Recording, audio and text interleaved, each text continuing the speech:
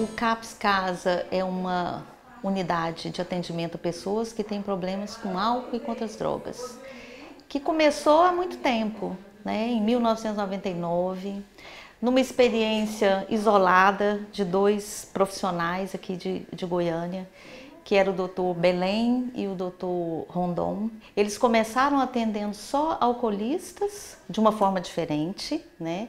Propondo um modelo que não era obrigatoriamente internação. E dessa experiência deles surgiu o CASA. Os CAPs, então, eles são a primeira proposta no Brasil, né, nesses anos todos aí, que não priva as pessoas da liberdade, ou seja, as pessoas vêm espontaneamente ao CAPS e a partir dessa vinda, dessa adesão espontânea aos tratamentos, se vai buscar a compreensão do significado da droga para essas pessoas. Porque nós encaramos o consumo da droga não como problema em si, mas como eu disse, a linguagem é sintoma. Então você precisa buscar as causas, como se diz, não é? Então nós não podemos simplesmente recusar o cara porque ele está bêbado ou porque ele está sob efeito de crack. Então esse é o nosso desafio, se apresentar como um local aberto, livre, onde a pessoa possa vir por vontade própria e onde as equipes possam tolerar o consumo da droga como fazendo parte de um processo que vai ser pensado, vai ser conhecido na medida do possível. Eu passei por várias internações. Aqui em Goiânia eu já tinha sido internado nas clínicas, já tinha rodado todas já, né? Aí essa pessoa que me indicou o CAPS, eu falei, não, mas lá não é outra internação, não. Ele falou, não, lá é um tratamento, você vai ver, você vai gostar. E realmente eu gostei.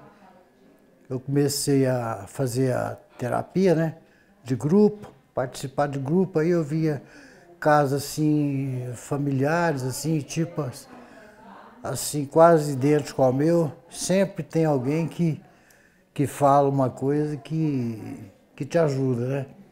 Que você se identifica, né, com aquilo. Aí eu falava, aí é apresentado também a saída, né? Aí eu falei, não, esse é o caminho.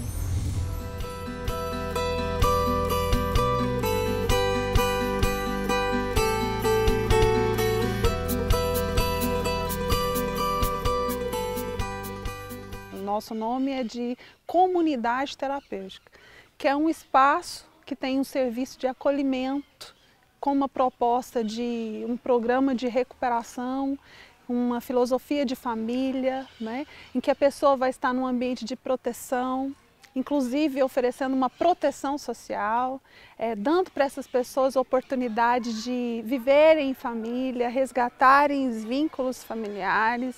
Nós nascemos com o objetivo de acolher mulheres adultas que estivessem em comprometimento, ou estivessem sofrendo, ou em vulnerabilidade por conta do uso abusivo ou nocivo de drogas, ou até da dependência química. A ideia é oferecer um ambiente de proteção, caminhar em recuperação com aquela mulher, mostrando para ela que nós podemos ser para ela uma referência de família. Então toda a equipe faz as mesmas atividades que ela, nós fazemos as nossas refeições juntas, nós temos reuniões, né, motivacionais, elas contribuem com a melhora da comunidade terapêutica, nós contribuímos, né, mostrando o que deve ser mudado, o que deve ser enfrentado, o que deve ser pensado.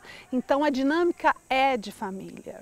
Então, a partir disso, nós oferecemos para elas o apoio que elas precisam para serem socorridas nas suas emergências e necessidades.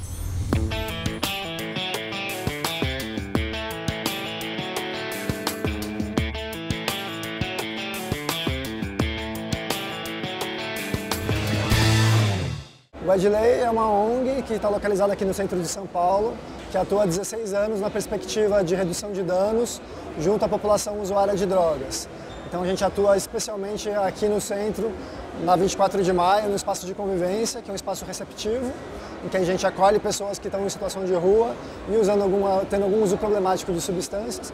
E faz também um trabalho de campo na Cracolândia, onde a gente se locomove até o local, se desloca e lá a gente distribui alguns insumos de uso. A redução de danos nada mais é que um conjunto de estratégias, um conjunto de formas de fazer com que a pessoa faça um uso de drogas que diminua os prejuízos, né, decorrentes daquele uso. Essa diminuição pode ser a partir de diminuir a quantidade de uso, pode vir a partir de uma substituição e pode até mesmo vir de uma abstinência. Mas o principal da redução de danos é não colocar na abstinência a única maneira de oferecer um cuidado para aquele indivíduo que faz um uso problemático de drogas. Eu comecei a fumar maconha com 12 anos e comecei a beber com 13 anos. Foi mais ou menos essa idade que comecei a beber e fumar maconha. Mas cocaína e pedra, né, crack, eu comecei com 16, foi a cocaína, com 20 eu fui começar no crack. Foi depois de um relacionamento, depois que eu já tive um relacionamento, fui casado, minha mulher teve um filho, tem um filho de 6 anos agora, já tem. Todo dia eu queria esquecer aquilo, esquecer que minha vida foi uma merda. Que eu batalhei para crescer, mas não deram valor pro meu sacrifício, pro meu esforço. E é onde que eu comecei a me envolver mais com as drogas. Eu fui para uma clínica lá que eu fiquei 3 meses nela, dentro da instituição, só que a 56 quilômetros da cidade. Foi uma chácara que resolveu minha vida um pouco. Foi onde que eu parei de usar o crack. 3 meses longe da civilização, longe de todo esse fluxo que é a cidade. Porque você precisa de um tempo para pensar o que você fez de errado, o que você tá fazendo. A gente vai de coletivo de terminal em terminal, entra dentro dos coletivos, fala sobre a instituição, quais são os projetos que a instituição faz. Também fala sobre o e-mail, as coisas, tudo que ela pode fazer. E as pessoas perguntam como que é a instituição, quais são os projetos, como que faz para colocar. E a gente dá o informativo gratuito. É gratuito, o informativo não paga nada. O material a gente vende para manter a instituição. Porque se não vender esse material, vai faltar alimentação, o aluguel não vai ser pago, a água não é paga e não adianta nada. Vai ser mais jovens voltando para as ruas.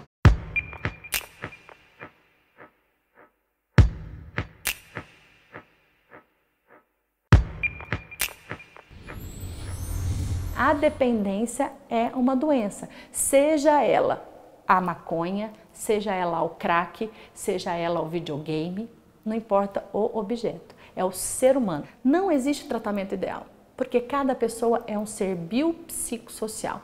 Eu carrego informações sensoriais, memórias que você não carrega, Nós temos que ouvir mais do que os outros dizem.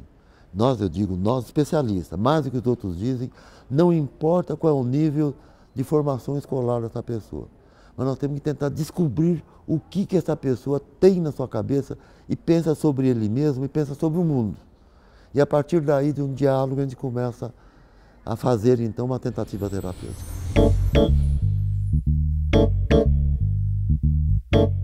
Um tratamento ideal, eu não tenho uma proposta. O que eu penso é atenção, mas a gente também tem todas as diferenças de atenção, né?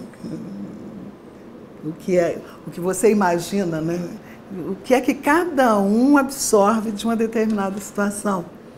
Então eu falo que isso é da ordem do impossível. O experimentar e continuar, o experimentar e não querer mais, é uma decisão absolutamente pessoal, é da autonomia de cada um.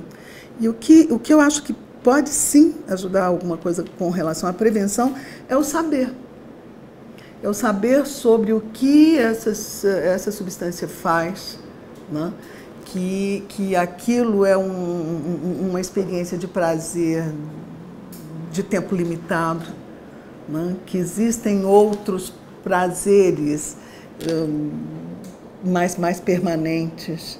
Existe um dado interessante que é absolutamente todas as abordagens terapêuticas, tratamentos e tudo, a gente tem um número, 30% conseguem ficar em abstinência.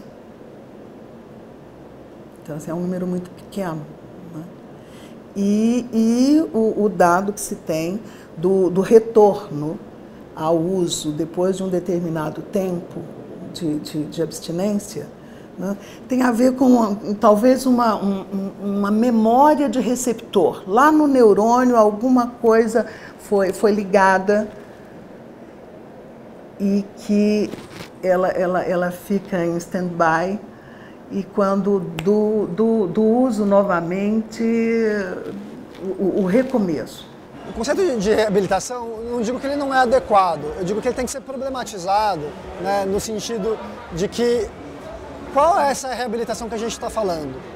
Às vezes a gente pinta o quadro como se existisse uma única maneira de estar na sociedade, que é uma maneira em que o indivíduo acorda às 5 da manhã, vai para o trabalho, volta, cuida da família, dorme e mantém esse ciclo. E aí as pessoas que não se encaixam naquele modelo, elas são vistas como desajustados, como rebeldes e desalienados. Então quando a gente tenta pensar em reabilitação ou reinserção social, a gente tem que problematizar entendendo que tem várias maneiras de se estar inserido na sociedade. E o que é importante, no meu ponto de vista, que você tenha nessa reinserção?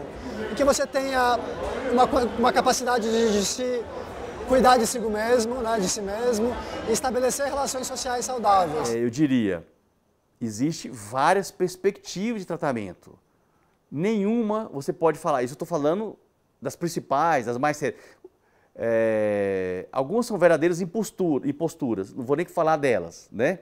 Mas se pegar das principais, acho que o que se deve discutir é qual homem você quer formar, né? Que tipo de sociedade você está pensando? Qual o valor que você dá à liberdade? Qual o valor que você dá à autonomia do sujeito? É isso que está em jogo. No nosso entendimento, o homem não é um ser social, né? No nosso entendimento, o homem é o ser social. Ele só se forma e só é homem enquanto ser social. Então, se eu quero lidar com ele, eu tenho que respeitá-lo em todos os seus matizes. E isso é bastante complexo.